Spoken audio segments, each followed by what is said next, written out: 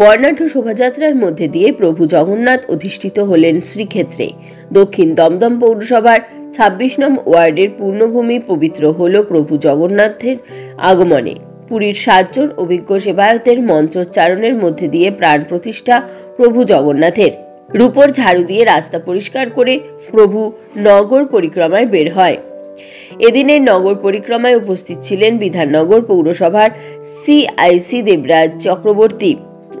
মাননীয় মুখ্যমন্ত্রী মমতা বন্দ্যোপাধ্যায় প্রদর্শিত পথে রাজারহাট গোপালপুর কেন্দ্রের বিধায়ক অদিতি মুন্সি এবং বিধাননগর পুর নিগমের মেয়র পারিষদ দেবরাজ চক্রবর্তীর পৌরোহিত্যে প্রভু জগন্নাথ দেবের মন্দির শ্রীক্ষেত্র দর্শনের সুযোগ পেলেন অর্জুনপুরবাসী। প্রধান উদ্যোক্তা কস্তুরী চৌধুরী, পুরমাতা দক্ষিণ দমদম পুরসভা। সার্বিক ব্যবস্থাপনায় রাজীব চৌধুরী, রাজনৈতিক ও সমাজসেবী। প্রভু জগন্নাথের নগর পরিক্রমা দেখতে পথের দুই ধারে ছিল হাজারো ভক্তের সমাগম।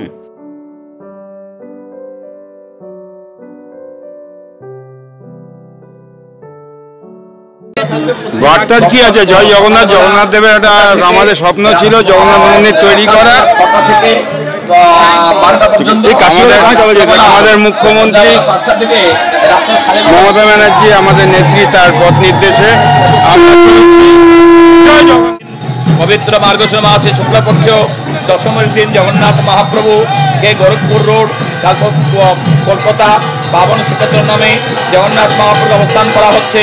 দ্রুত সময় জগন্নাথ মহাপ্রভু অবস্থান করবেন। চিন্তা দিকে চাকরার ভিতরে অন্নভোগ হবে, ঠাকুরের বেশ হবে, ঠাকুরের বড়সিংহার বেশ হবে, ভগবানকে ভক্তরা দর্শন করবে। প্রত্যেক দিন সকালবেলা ৬টার সময় খুলবে, ১২টা পর্যন্ত, ৬টা থেকে আবার সন্ধ্যাবেলা ৬টা থেকে ৯:৩০ পর্যন্ত মন্দিরে লোকের সুযোগ পাবে। জয় জগন্নাথের পাবন শ্রীক্ষেত্র, গোরখপুর রোড পাবন শ্রীক্ষেত্র, গোরখপুর রোড পাবন শ্রীক্ষেত্র।